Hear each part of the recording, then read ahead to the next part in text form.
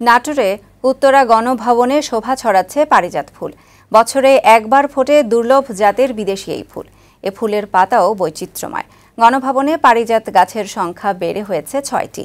এ গাছ সংরক্ষণ ও বংশ বিস্তারে পদক্ষেপ নেওয়ার আশ্বাস দিয়েছে নাটোরের গণভবন কর্তৃপক্ষ। নাটোর সংবাদদাতা ইসহাক আলীর প্রতিবেদন।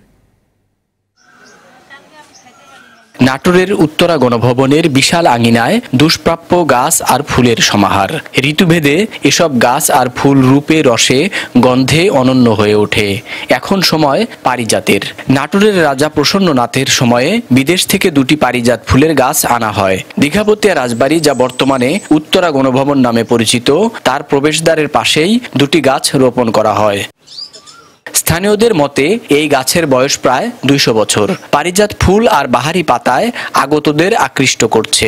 বিরল প্রজাতির একটা গাছ, কোনো জায়গায় এই গাছটাকে দেখা যায় না। আস্তে আস্তে তো এটা হারাই যাবে, সেটা নিয়ে আসলে গবেষণা করা দরকার আমাদের সবার। পারিজাত ফুল গাছের যারা পরিচর্যা করেন তারা জানালেন, রক্ষণাবেক্ষণের চেয়ে এর বংশবিস্তার করা খুব কঠিন।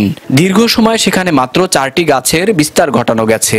বেশ কিছু কলম কাটলে হয়তো 1-2টা টিকে, কিন্তু বেশি টিকে না। আমরা এই গাছকে সংরক্ষণ করার জন্য অনেক চেষ্টা করতেছি। নাটোরের জেলা প্রশাসক জানালেন, পারিজাতের গাছ টিকিয়ে রাখতে হর্টিকালচার ও উদ্ভিদ তত্ত্ববিদদের সাথে আলোচনা করে এর সংরক্ষণ ও বিস্তারের চেষ্টা করা হবে। গাছগুলো যাতে বিলুপ্ত হয়ে না যায় সেই কারণে আমাদের হর্টিকালচারের সাথে আমরা কথা বলেছি।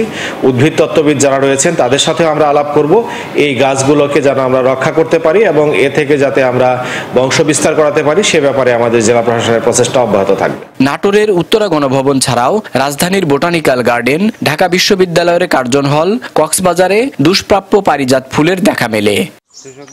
ইসহাক আলী, বৈশাখী সংবাদ, নাটোর।